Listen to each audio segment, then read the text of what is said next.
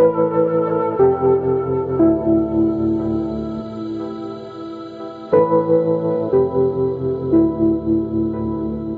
justement, dans les nouvelles technologies, je vais vous parler aujourd'hui, merci Phil pour cette introduction magnifique, il va falloir être à la hauteur.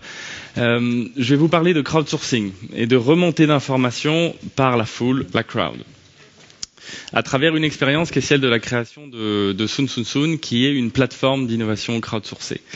Récemment, on discutait avec le journal 20 minutes, avec la direction du journal 20 minutes, avec lequel on a noué un partenariat. Et le président de 20 minutes nous disait que la colonne qui marchait le plus dans le journal, c'était la colonne dédiée à l'insolite.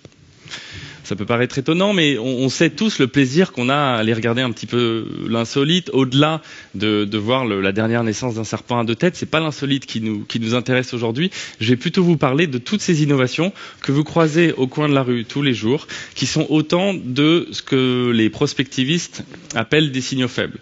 Aujourd'hui, à n'importe quel moment de la journée, vous croisez l'ensemble de ces signaux faibles. Un signal faible, c'est aussi bien l'engouement que peuvent susciter aujourd'hui les super-héros au cinéma, que l'engouement que peuvent susciter les conférences au format TED, par exemple. Tout ça, ce sont des signaux faibles. Ce que ça veut dire, c'est une autre chose. Il y a un travail d'intégration à faire derrière. Mais vous en croisez tous les jours. Aujourd'hui, là, en ce moment, vous êtes, et je vais vous montrer ce matin plusieurs signaux faibles.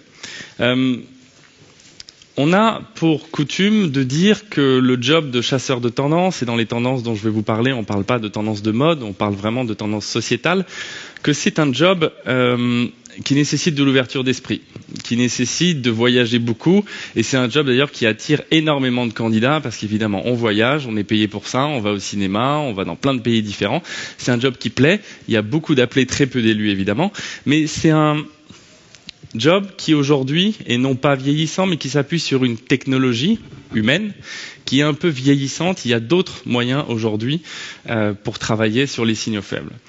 Pourquoi ? Parce que simplement un chasseur de tendance traditionnel, comme ils officient aujourd'hui dans les agences de tendance traditionnelles, sont limités par leur enveloppe physique. Ils n'ont que 2 yeux, ils n'ont que 2 oreilles. Et avec ça, ils doivent parcourir le monde et faire remonter toutes les informations qu'ils détectent.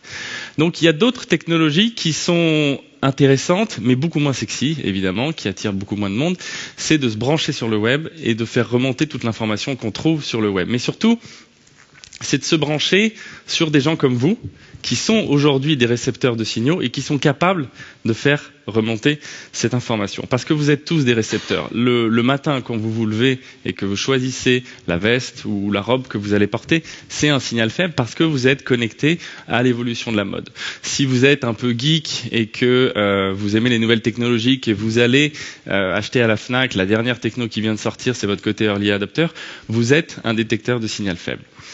Alors, à partir de là, on s'est posé une question chez SoonSoonSoon il y a 2 ans pour monter cette plateforme collaborative aujourd'hui. C'est qu'on avait pour vocation de détecter l'ensemble de ces signaux faibles pour essayer de voir ce qu'ils signifiaient pour le monde de demain. On voulait faire remonter toutes les innovations qui nous paraissaient les plus pertinentes pour le monde de demain. Et évidemment, la première question qu'on s'est posée, on n'avait pas de moyens. On n'avait qu'à disposition notre temps et des ordinateurs. On s'est dit, vous voyez où je veux en venir, on va s'appuyer sur ceux qui ont l'information, c'est-à-dire sur vous et sur toute une foule de personnes qui sont prêtes à participer. Donc on a monté une communauté qui fonctionne aujourd'hui puisqu'on a plus de 500 personnes qui sont réparties dans le monde entier. On est en train de développer aux États-Unis, on est en train de développer en Chine. Et tous ces gens nous donnent de l'information, nous rabattent de l'information tous les jours. C'est une data. C'est vraiment, on est dans l'esprit de la data, ça constitue véritablement un or noir extrêmement précieux pour nous, qu'on va traiter ensuite et grâce auquel on va produire plusieurs choses derrière. Et cette invention, en tout cas cette décision d'aller vers le crowdsourcing, elle est venue d'une conversation avec un des dirigeants d'une agence de tendance traditionnelle qui nous disait lui-même, et je vous dis ses propos, on est certes très fort pour détecter les tendances, mais aujourd'hui, dans un monde en crise où les entreprises sont de plus en plus frileuses, on a du mal à justifier nos détections par le simple effet doigt mouillé, entre guillemets. C'est pas ces mots, mais c'était grosso modo ce qui signifiait il nous faut de la data, il nous faut du volume, il nous faut des données brutes et dures. Donc c'est ce qu'on a essayé de faire remonter à travers la communauté qu'on appelle la communauté des éclaireurs aujourd'hui et qui a plus de 500 personnes.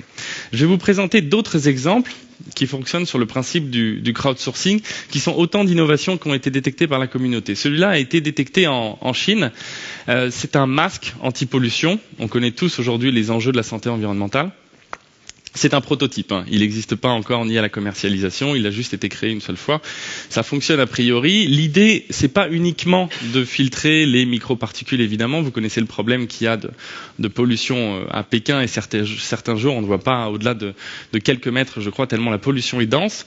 L'idée est là de détecter les niveaux de pollution, en plus de filtrer les microparticules, et d'informer l'ensemble de la communauté des utilisateurs, ce masque est connecté à un iPhone, d'informer l'ensemble des utilisateurs du masque des points chauds les plus pollués dans la ville, des moments où la ville est le plus polluée. Ça, c'est extrêmement intéressant parce que le gouvernement chinois aujourd'hui refuse à communiquer sur les niveaux de pollution. Donc là, c'est carrément une communauté d'habitants qui s'est saisie du problème et qui a créé ce masque. On verra s'il est commercialisé. Un autre exemple insolite, un signal faible, c'est une innovation américaine de la startup Star Analytical Services. Alors, l'application que vous voyez en utilisation sur ce téléphone n'a pas pour vertu d'enregistrer le son de la voix. Elle enregistre le son de la toux. Et en enregistrant le son de la toux de milliers d'utilisateurs et en connectant le son de cette toux à un diagnostic de maladie, ils sont capables ensuite, quand vous toussez dans votre téléphone, de vous dire, vous avez peut-être plus de chances d'être atteint probablement pas une tuberculose, mais une petite grippe ou des choses comme ça. Et ensuite, vous renvoie vers un docteur. Donc il y a l'idée évidemment que plus on a de données, plus de gens ont toussé dans leur téléphone portable, plus on est capable d'avoir un diagnostic précis ensuite pour un utilisateur. Et dernier exemple, qui est peut-être plus dans le sujet d'aujourd'hui, parce que c'est un exemple de mode, on parle de parfum. Ça s'appelle Cut On Your Bias, et c'est un site internet de mode crowdsourcé. C'est-à-dire que vous pouvez y aller, vous pouvez créer votre patron de vêtements, les utilisateurs vont venir ensuite contribuer à ce patron, vous dire s'ils l'aiment, s'ils l'aiment pas, et à l'issue d'un délai qui est défini par le site internet, il y a un vote qui est organisé. Et évidemment, le vêtement qui a reçu le plus de suffrages est celui qui est choisi par les créateurs pour être ensuite développé, et vous le retrouvez ensuite sur les podiums. Alors, avant d'en arriver à tous ces exemples extrêmement intéressants, il y a quelques règles pour que le crowdsourcing fonctionne bien et pour pouvoir vous alimenter sur la foule. La première question à se poser, c'est évidemment ce qu'on demande à cette foule. Chez Sun Sun Sun, on s'est posé cette question à un moment où on parlait encore beaucoup du scandale qu'avait suscité la vente du Huffington Post. Vous en avez entendu parler au moment de cette vente qui a été conclue pour plusieurs millions de dollars. L'ensemble des contributeurs du site internet, qui sont plein de blogueurs répartis dans tous les États-Unis, n'ont pas touché un centime de la vente. Et c'est uniquement la fondatrice, effectivement, qui a reçu l'argent de cette vente. Ça a suscité un scandale énorme qui a rejailli jusqu'à Rue 89 et Mediapart. Et on se posait cette question de comment s'appuyer sur une communauté sans créer des esclaves modernes à travers cette communauté. Et la première chose qu'on s'est dit, c'est leur demander la clé de la réussite, c'est leur demander le moins de travail possible. Donc on leur demande pas de contribution, on leur demande simplement à travers un forum qu'on a créé pour eux de nous envoyer une ligne d'information, une photo qu'ils ont prise dans la rue, un lien hypertexte. Et toute cette information, nous on la prend, on la qualifie dans une base de données. La deuxième chose qu'il faut se poser comme question, alors je vais vous présenter avant de venir à la suite un exemple intéressant, qui est l'exemple de CrowdMed. C'est une start-up américaine de la Silicon Valley qui s'est posé la question de ce que je demande à ma communauté. Là, c'est très simple. On est sur un exemple un peu comme celui de la toux. C'est des internautes qui vont proposer des suggestions de diagnostic médical à d'autres internautes qui ont décrit les symptômes dont ils étaient atteints sur le web. Et il se trouve, en tout cas d'après les créateurs, et ils sont en pleine levée de fonds et c'est vraisemblablement quelque chose qui est en train de très bien marcher, qu'on est capable d'avoir des diagnostics extrêmement précis pour des maladies où des êtres humains, des médecins, seuls ne sont pas toujours à même de formuler un diagnostic précis. Et là, on s'appuie véritablement, encore une fois, sur le pouvoir de la foule. Qu'est-ce qu'on demande ici aux internautes? On leur demande juste un diagnostic très précis et c'est la conjonction et l'analyse de cette masse d'informations qui fait qu'on peut avoir un diagnostic précis. La deuxième chose importante, suite à ce que je vous disais par rapport à l'exemple du Huffington Post, c'est qu'est-ce qu'on offre à cette foule. Si c'est elle qui constitue la matière première, si c'est elle qui fait remonter tout ce qui est utile à votre business, il faut absolument la bichonner. Il faut qu'elle y retrouve ses petits, il faut qu'elle y retrouve quelque chose et qu'elle y ait un intérêt, qu'elle ait un intérêt à revenir sur la communauté. Moins on lui demande, plus elle a un intérêt à revenir, plus c'est facile pour elle, plus ça devient un acte quasi quotidien. Donc évidemment, il faut créer cet intérêt. Et pour le premier d'entre eux, celui qu'utilisait le Huffington Post au début, c'était la reconnaissance. On avait un vecteur, on avait un média, et grâce à ce média, on obtenait de la reconnaissance et de la visibilité. Aujourd'hui, les éclaireurs de Sun Sun Sun ont un profil descriptif avec une mini-bio, leurs photos, l'ensemble des détections qu'ils ont fait sur la communauté, et ça leur permet d'être visibles. Dès qu'on parle d'une innovation qu'ils ont détectée, on passe évidemment leur biographie, leur mini-bio, enfin leurs photos, et ça leur permet de gagner en visibilité. La deuxième chose, c'est que grâce à cette visibilité, ils mettent le pied dans un milieu professionnel qui n'est pas forcément le leur, le job d'innovation, de détecteur de tendance, mais qui les intéresse. Aujourd'hui, certains d'entre eux écrivent sur leur CV qu'ils sont éclaireurs de Sun Sun Sun. Et ça, c'est une super fierté pour nous, parce que ça veut dire qu'effectivement, ils sont en train, c'est toute cette logique des professionnels amateurs, qu'on appelle aujourd'hui, cette tendance de gens qui deviennent extrêmement compétents sur un domaine qui n'est pas leur domaine professionnel, mais qui sont capables de rivaliser avec des professionnels. Donc il y a aussi cette logique-là. Et la deuxième, qui est importante, c'est de les associer à des rencontres. C'est-à-dire que c'est bien de se voir sur l'URL, mais c'est bien aussi de se voir sur ce qu'on appelle l'IRL, pour in real life. Donc on organise aussi des rencontres très régulièrement qui leur permettent de se voir, de se serrer la main, de prendre un verre. Ça reste inévitable aujourd'hui. Alors je vais vous montrer un exemple ici d'incitation et de motivation pour une communauté à participer. Là, vous avez sous les yeux une protéine qui est impliquée dans des recherches actuelles qui sont conduites à Washington sur la lutte contre le sida. Les scientifiques peinaient à décoder cette protéine, donc ils ont décidé de créer un jeu qui s'appelle fold.it. Vous pouvez y aller sur Internet. Et avec ce jeu, ils ont intéressé énormément d'internautes au décodage de la protéine sans nécessairement que les internautes soient directement intéressés au décodage de cette protéine. Et ils ont réussi à la décoder, et ils ont réussi à faire avancer la recherche. Alors il y a deux motivations principales pour l'internaute. C'est le jeu, la gamification, et je crois qu'on en parlera à l'occasion des autres conférences. Et il y a évidemment l'intérêt de participer à un progrès de la recherche.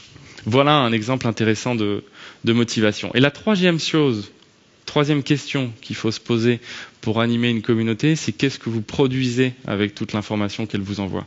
Vous pouvez décider de produire un service. Il y a énormément aujourd'hui d'agences de design qui créent un réseau de designers et qui les mettent à contribution pour la création de logos. Et c'est plusieurs milliers de designers qui vont travailler sur un logo. Il y a des agences qui l'utilisent pour la production de contenu, comme le fait Sun Sun Sun. Et il y a également des gens qui l'utilisent pour produire véritablement des produits physiques, comme on l'a vu tout à l'heure avec la mode. Mais derrière cette question, il y a comment vous traitez toute l'information. Nous, chez Sun Sun Sun, on a une base de données. L'ensemble des informations qui nous est envoyée est qualifiée selon les valeurs sociétales, selon des secteurs économiques, selon des styles de vie. Et ça nous permet ensuite d'extraire toute cette information selon des secteurs, selon des styles.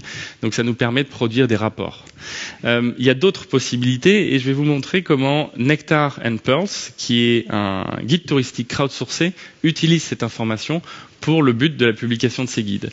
Si vous allez sur le site internet et que vous décidez d'aller à Vienne ou à Barcelone, automatiquement va apparaître une liste de personnes qui habitent Vienne ou qui habitent à Barcelone. Et ces gens sont des volontaires qui ont accepté de révéler leurs bons plans, de révéler leurs meilleures adresses et de révéler les coins qu'il ne faut absolument pas louper quand on va à Vienne ou à Barcelone. Vous choisissez ces gens selon vos affinités, selon qu'ils sont artistes, entrepreneurs ou quasi inconnus. Et c'est eux qui vont remplir le guide touristique que vous recevrez chez vous. Donc là encore, on fonctionne sur du crowdsourcing. Et là, on a un produit très clair derrière. C'est le consommateur qui choisit de l'élaborer lui-même. Alors, je vous ai présenté tous ces exemples, mais finalement, le crowdsourcing n'est absolument pas une idée neuve. En 1858, des universitaires anglais ont décidé de lancer le Oxford English Dictionary. Le problème, c'est qu'à l'époque, ils n'avaient ni moyens, ni la compétence pour écrire l'ensemble des pages et tous les articles qui remplissent aujourd'hui le dictionnaire. Donc, ils ont fait appel à une foule d'experts pour récupérer l'ensemble des contributions. Donc, c'est un premier exemple de crowdsourcing. Wikipédia existait déjà en 1858.